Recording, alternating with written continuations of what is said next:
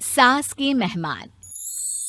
सिमर की सास की सारी जिंदगी किराए के मकान में ही बीती, लेकिन जब बेटा कमाने लायक हुआ तो उसने अपना बड़ा मकान बनाया। क्या है माँ, इतनी लंबी लिस्ट मेहमानों की? गृह प्रवेश है सिर्फ, शादी में तो तुमने इन लोगों को बुलाया ही था ना। अरे बेटा, तुम्हारे पिता और मैंने तो सारा आजीवन घर नहीं बनाया, ये सोचकर कि पैसा घर में लगा देंगे तो तुझे कहाँ से पढ़ाएंगे। अब बेटा, घर जैसी खुशी में मैं उन लोगों को कैसे भूल जाऊं जिन लोगों के साथ मैंने पूरा जीवन काटा। तभी वहाँ बहू आ जाती है। क्या माँ जी, कैसी बात कर रही हैं? बुआ जी, चाची जी, उनकी बेटियाँ, ससुराल वाले सभी तो आ रहे हैं। मैंने उनकी लिस्ट सुमन से पूछकर तैयार कर ली है। हाँ बेटा, ये लोग तो रिश्तेदार हैं, इन लोगों को तो बुलाना ही है, लेकिन जिन लोगों के साथ मैं किराए के मकानों में रही, वो मकान मालिक, वो पड़ोसी, उन्हें कैसे भूल सकती हूँ। माँ, लेकिन वो नीलम आंटी को तो मत बुलाना, बड़ा ही लो स्टैंडर्ड साउंड करती है वो। हाँ माँ, और वो किरण को भी। उनका पति और बेटा खाते कितना है। और नहीं तो क्या, शादी में भी 2000 रुपए वाली प्लेट में दनादन खा रहे थे। माँ कुछ नहीं बोलती, कमरे में चली जाती है। तुम्हारी माँ के तो चोचले ही अलग है, न जाने लोगों को क्या बताना चाहती हैं। अरे आस पड़ोस को तो ऐसे पूछ रही है जैसे कि रिश्तेदार। हाँ, जानता हूँ माँ को, वो किसी से जुड़ती है तो दिल से जुड़ती है। वैसे बात करता हूँ उनसे।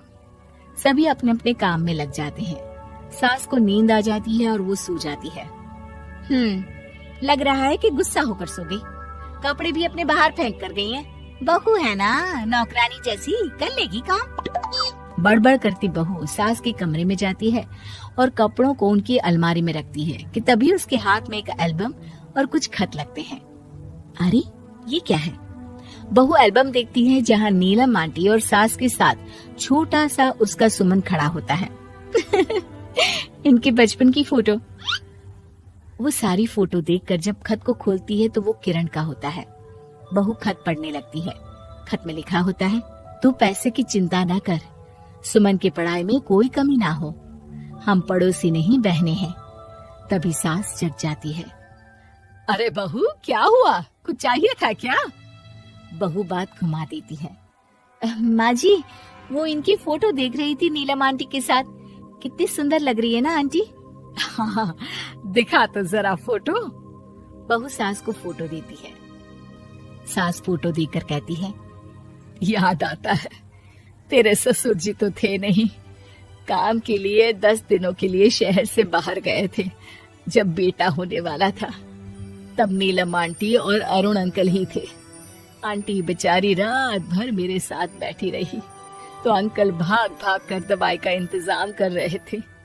बेटे के होने के बाद भी जब तक मैं घर नहीं आई मेरे पास ही रहे। रिश्तेदार तो आए थे मुंडन में 10 दिनों के बाद। बहू सुनकर खुश होती है। तभी नजर खत पर पड़ती है। माँ, ये किरण आंटी को आपने पैसे वापस कर दिए? हाँ, वो भी समझ कैसे कैसे किए मैं ही जानती हूँ। सुमन की पढ़ाई के लिए पैसों की जरूरत थी।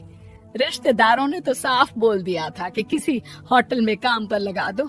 कई लोग बर्तन धोने के साथ पढ़ाई करते हैं, लेकिन किरण आंटी, उन्होंने अपने बुढ़ापे के लिए बचाए हुए पैसों को सुमन की पढ़ाई के लिए दे दिए। यानी कि आज ये जो कुछ भी है वो किरण आंटी के कारण ही ना? हाँ बहू, ऐसे ऐसे पड़ोसी हुआ करते थे जो किसी रिश्ते के नाम से नहीं बल्कि अपनेपन से भरे थे। फिर सास का बोलने का रुख तीखा हो जाता है। और फिर भी देख, सुमन इन लोगों को भी नहीं बुलाने दे रहा है। माँ, मैं बात करती हूँ, ये लोग सिर्फ आएंगे ही नहीं, हम लोगों के साथ रुकेंगे भी घर में, रिश्तेदारों की तरह। सास बहू बेटे से पूछकर एक एक घर जाकर पड़ोसियों को एक दिन रहने का न्योता दिलाते हैं। और फिर वो दिन भी आ जाता है जब घर में गृह प्रवेश होता है। अरे हम लोगों का कमरा कहाँ है? बड़ा कमरा देना हम लोगों को, खुला खुला। सुमन परेशान हो जाता है कि वो क्या करे, कहाँ किसका सामान रखे, कि वहीं किरण पड़ोसन आ जाती है। अरे सुमन, परेशान ना हो बेटा, हमारे कमरे में रख दो उन लोगों का सामान, हम तो तेरी माँ के साथ ड्राइंग रूम में एडजस्ट हो जाएंगे। और हमारा कमरा कहाँ है? सुमन, जरा सामान कमरे में तो रखवा दो। अरे ये क्या, मेरे कमरे में तो सफाई ही नहीं है। अरे बता देती सुमन, हम कहीं और रह लेते। तभी वहाँ नीलम झाड़ू लेकर आ जाती है। अरे बबली दीदी कैसी बात कर रही है, चलिए मैं साफ किए देती हूँ कमरा। वहीं मामी जी भी आ जाती हैं। अरे सुमन दीदी, सबसे छोटा कमरा हम लोगों को ही देना था क्या? मायके की कोई परवाह नहीं है। वो मामी जी, किरण आंटी और नीलम आंटी की फैमिली एक ही कमरे में है ना, तो इसलिए आप और मामा दो ही तो लोग हैं। तो मामी तो बहू के मुंह से ये बात सुनकर गुस्से से लाल पीली हो जाती है। अरे वाह जी वाह, बहू की जुबान तो देखो कितना बोल रही है। इतना बोलने वाली बहुएं भी होती है क्या? और रहने दो, जब मेरी बहन ने ही मेरे बारे में नहीं सोचा तो किसी और से क्या उम्मीद करे। दोनों सामान पैक करके घर से निकल ही रहे होते हैं कि नीलम आ जाती है। अरे राकेश भैया, मैं भी सुमन की तरह ही तो हूँ। आप तो हम लोगों को इतने साल से जानते हैं। हाँ, तुम लोग तो मेरी बहन से चिपकी रही गोंद की तरह। खैर कोई बात नहीं, रहो बड़े कमरे में। तभी अरुण वहाँ आ जाता है, जो नीलम का पति है। अरे अरे भाई साहब, थोड़ा तो वक्त दीजिए, हम सारे छोटे कमरे में शिफ्ट हो रहे हैं। सारे पड़ोसी छोटे कमरे में चले जाते हैं और मामा मामी बड़े कमरे में। बहू चाची के कमरे से बाहर निकल रही होती है कि देखो कैसे बड़ा मकान बनाकर इतरा रही है। अरे जब हम लोगों ने कहा था कि घर बनवा लो, तब तो लड़के को पढ़ाने की पड़ी थी। इतना पैसा रखी थी, महंगे कॉलेज में पढ़ाया, तब बात मानी होती तो सस्ते में मकान बन जाता। बहू आगे जाती है जहाँ दोनों पड़ोसन भी आपस में बात कर रही थी।